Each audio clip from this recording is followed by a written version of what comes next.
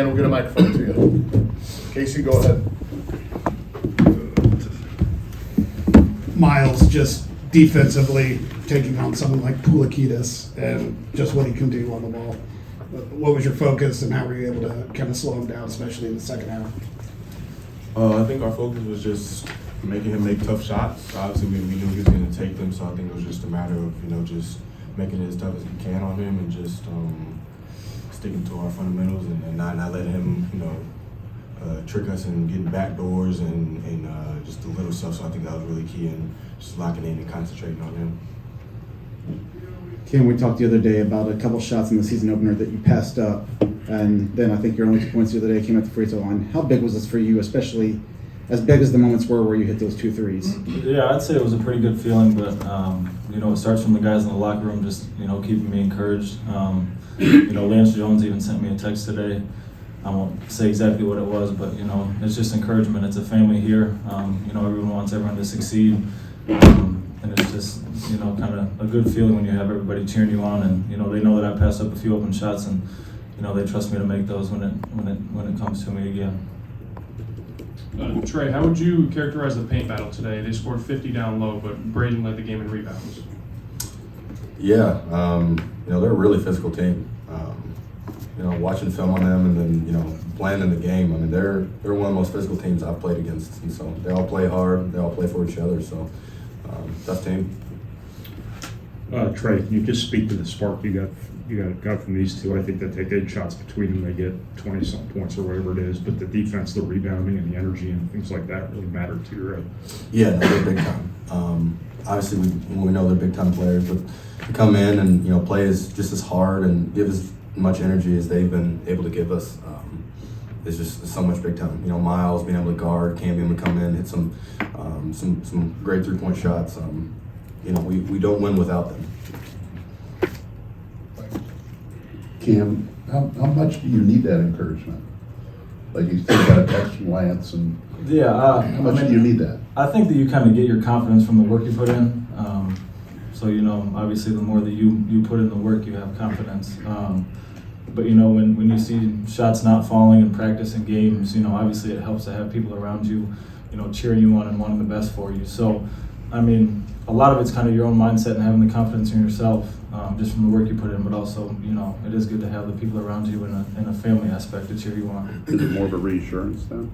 Yeah, I mean, sometimes when you can't pick up yourself, you need other people to pick up, yourself up for you. So, that's why we kind of have the family here, and we have teammates that want the best for each other. So, we're there to pick each other up. Myles, obviously when you lose someone like Daniel and the rim protection he provides, what does that mean for the rest of this defense in these half-court situations as far as what you guys have to do to keep the ball out of the paint? I think we just relies on the guards, really. I think we say before every game, we got to do our job so that the bigs won't have to just be so worried about stopping the ball all the time. If we put ball pressure every time and we guard the ball, I think we should be fine. But I think that really also goes into rebounding, just blocking shots and taking care of the basketball and stuff like that. I think that's also what's important. Trey, I think this was the first time we really saw you play 5. How did that go? And you closed the game out that way. Yeah. How comfortable were you there, and what advantages and disadvantages came with that? Yeah, no, I honestly love playing the 5. Just because I can use, a speed advantage and get in the transition more. It's really nice, especially when getting that short roll with Braden, and then I have obviously great shooters around me. It's like I actually like playing it better than the 4, to be honest with you. Myles, we asked Cam about the threes. You hit a couple yourself. What did those do for you guys tonight? I mean, they were just seemingly huge momentum shifters. What was that? What does that say about what your team, what you guys can do, momentum-wise with that?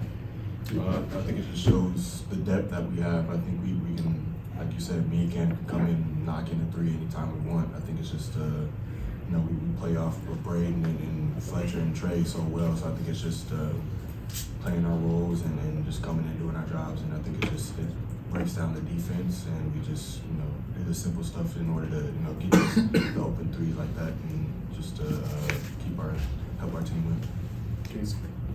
Cam, you guys play small for the last 5 minutes with you at the 4. You grab 6 rebounds, Myles grabs 5. How much of an emphasis is that with you personally, and then conversations about just if you play the 4, you have to be able to control the glass? Yeah, that's definitely an emphasis that, everyone kind of, makes sure that we know that we have to do that.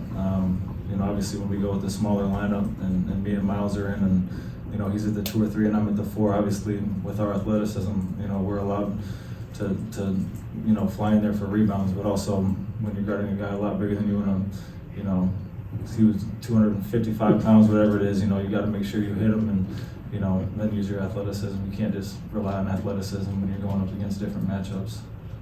Nathan.